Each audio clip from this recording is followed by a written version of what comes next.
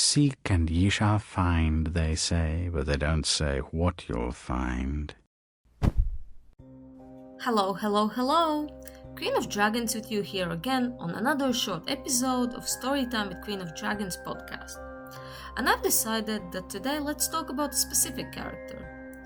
This character is world famous and comes from the world of literature.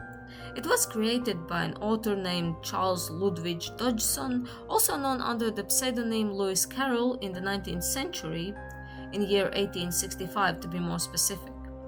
And most likely you have already guessed by now which character I will be talking about. It's the Cheshire Cat. So as you all know, Cheshire Cat appears in the book Alice's Adventures in Wonderland. Originally, Lewis Carroll wrote his story for his daughter Alice, but before little Alice even received her copy, which was handwritten and even had illustrations drawn by her dad himself, he had already started to prepare the story for publication. And this was done by adding stories of Cheshire Cat and Mad Tea Party in the story, because they were not originally even there.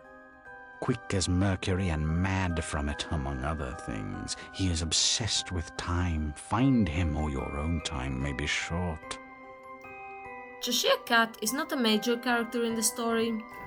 Firstly, he appears sat on a tree, directing Alice to the March Hare's house.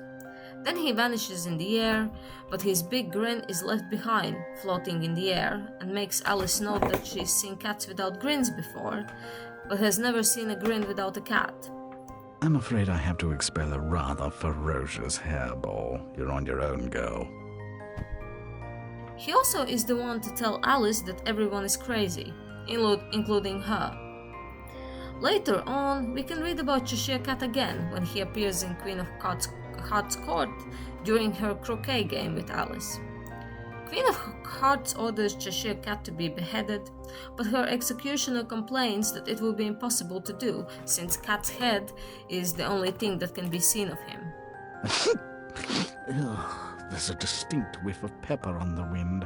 The Duchess must be nearby. During this episode, we also discovered that Cheshire Cat has an owner. He belongs to the Duchess, and Queen of Hearts has to release her from the prison to resolve how the matter on how to make Cheshire Cat's beheading possible. There are a lot of speculations that Lewis Carroll wrote his book under influence of drugs. But even if that's true, the Cheshire Cat would not be influenced by them, as when I did my research, I stumbled upon a cultural background of such a character. I've never trusted toadstools, but I suppose some must have their good points. As we all know, Lewis Carroll was an English writer, and apparently there had been a saying, grinning like a Cheshire cat, in English history even before he wrote the book. Cheshire is a country in England which had a lot of dairy farms back in the day, hence why the cats would be grinning being around milk every day, haha. There are also stories that they used to sell cheese there which was molded in the shape of a cat with a huge grin. And this phrase could also be originated from a sign painter in Cheshire who painted grinning lions on the signboards and inns around the area.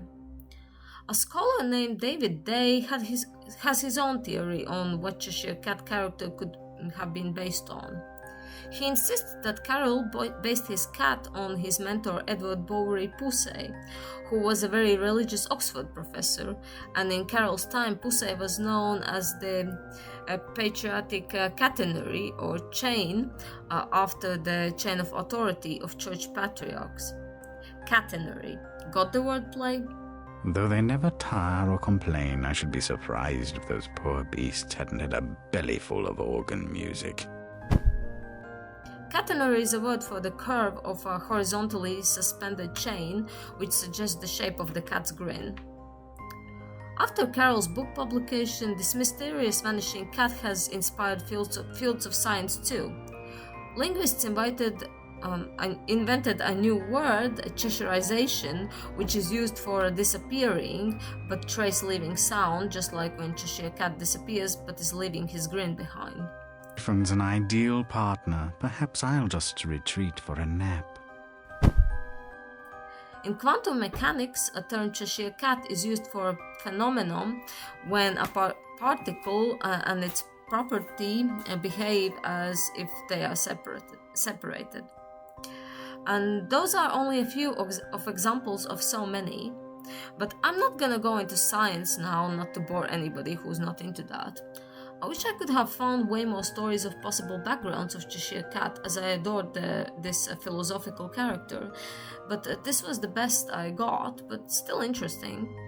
I still discovered some new things for myself, and I hope you did as well. If so, let me know in the comments. I hope you enjoyed today's podcast, and feel free to join on Off Channel's subscriber club if you haven't already, because we're all mad here. See you soon. Stay mad. Bye. Live long, Wonderland.